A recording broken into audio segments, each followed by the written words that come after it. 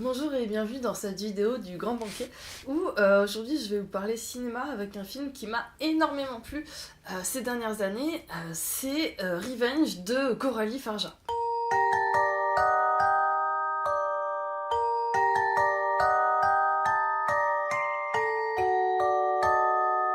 Donc Revenge, qu'est-ce que c'est? C'est un film français.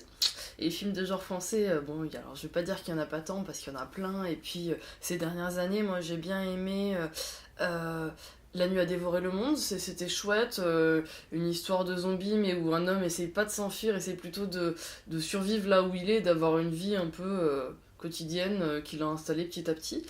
J'avais bien aimé Seul aussi, que l'adaptation d'une BD jeunesse, même si a priori, en fait, ils ont adapté 6 bouquins d'un coup, et du coup, à la fin, elle est un peu sortie de nulle part, mais l'installation est chouette, et les personnages, j'avais adoré, je pense que c'est vraiment à voir quand même.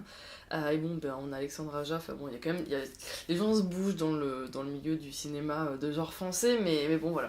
Moi, je trouve que c'est vraiment un petit chef-d'œuvre, une petite pépite, ce film-là, donc je trouve que ça vaut le coup de le mettre au-dessus du panier.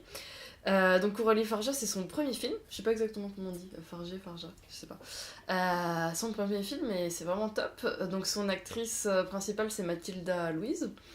Et donc c'est un film de Rape and Revenge.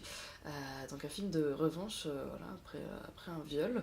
Et c'est vraiment un film à Mad Max, donc plein d'iconographie, c'est très beau, les couleurs sont belles.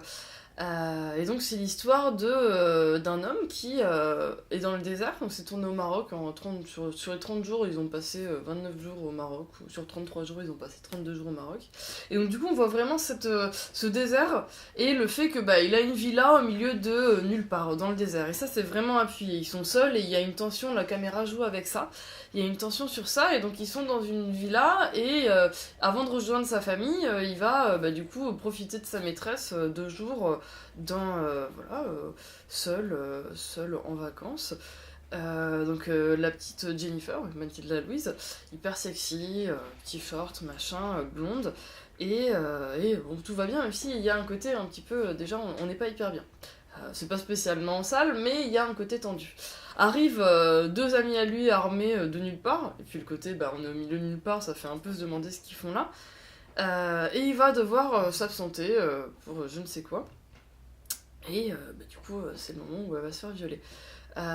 C'est assez dur. Après, c'est pas une scène non plus très visible, quoi. Mais déjà, on est sur quelque chose d'assez trash. Et on la laisse prendre morte. Sauf que, elle est pas morte.